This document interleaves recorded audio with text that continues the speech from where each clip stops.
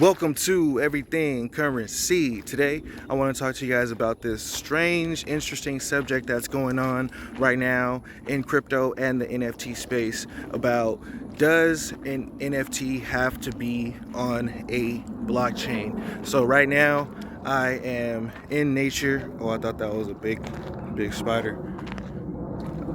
Yeah, I don't mess with spiders in natures. Tarantulas are cool. I saw a tarantula before. They're cool because they don't move that fast. But any other spiders, I can't tell if they're poisonous. Snakes, I can kind of tell if they're poisonous, but I don't really know. But check out this dried up for a cool minute. But yeah, so this topic, let me give you a little backstory. So on Twitter, there's a bunch of people, and even with the OMI community and the VV community, there's been this debate about the NFTs. People couldn't tell if they were on a blockchain or not, so they didn't want to call them NFTs. They said that they can't be NFTs because they're not on a blockchain. There's a bunch of big companies who are now issuing collectibles and calling them NFTs, and people are upset saying that these things are not on a blockchain. They shouldn't be called NFTs. Now, Gary Vee came out. Now, Gary Vee is somebody who people consider is huge in the NFT space. I consider him an opportunist.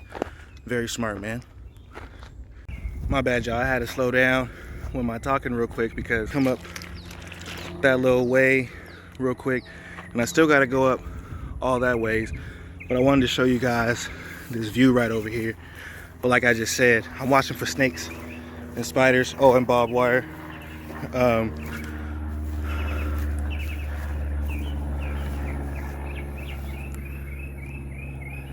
Peep the view.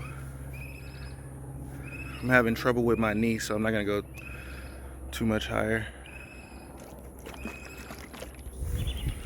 So yeah, like I was saying, Gary Vee is a very smart dude, and I'm sure he knows this.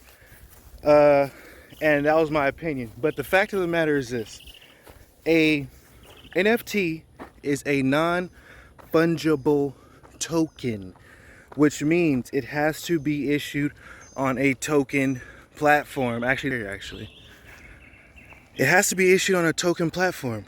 Now, it doesn't always have to be a blockchain, because there are platforms such as like Hashgraph and stuff like that issue tokens.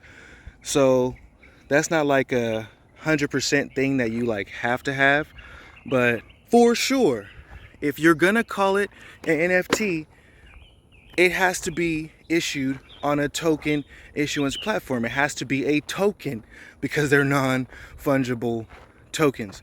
Now, if they're trying to tell you otherwise, then what else is it? A non-fungible collectible?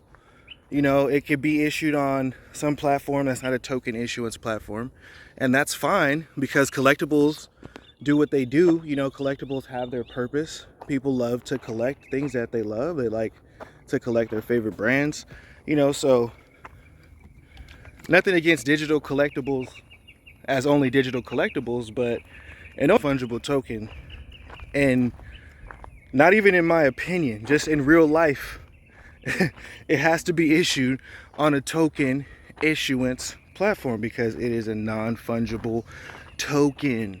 Like, I don't get why so many are actually debating this subject. And like I said, I think Gary Vee's smart. I think he knows this, but I think he might have a plan, because he can sway people's opinion. So many people follow him, and people in the NFT space sometimes just follow wholeheartedly without even like looking into things that people say. So there was this issue with VV. Of course, before they got on Immutable X, people were saying, are they NFTs? Because we can't see it on a blockchain. We can't see if it's actually issued on an NFT platform. It's actually issued on a token issuance platform. We want to see the data. That's what it's all about. It's just all about the data. That's what this whole thing is about. That's what blockchain is all about. It's all about the data. Data is the new oil. But palm trees looking kind of sick right there. But yeah, I don't understand this whole debate. got to be issued on a token issuance platform. If anybody tells you otherwise, they're probably lying to you. There's a bunch of companies out there that are issuing just collectibles on their own databases, and they're calling them NFTs. And I don't really have a problem with it because I don't really care about stuff like that much, but I can see how it's a problem and it's misleading. I don't really like things to be misleading in the crypto space because there's already hella scams going on. Like, there's people out here blatantly trying to steal people's money all the time. You guys see them in the comments, even on my small channel. They're in the comments pretending to be me, sending out, Telegram links and all type of stuff, and sometimes people get mistaken and start to click on those when just clicking on those could be bad. So don't click on anything unless it's like from me. If I send you a Telegram link, that's the only thing, and I won't send you a WhatsApp link. So there's all these scams going on already. So if you have good intentions and you're trying to build something cool, then I figure, why not just be honest with people? I don't understand that part. Tell them that they're not NFTs, they're just digital collectibles. It's as simple as that. Simple as that. Not trying to hate on any community or anything like that. I don't really care about the arguments that are going on back and forth between people on the internet about whatever, but this one is simple.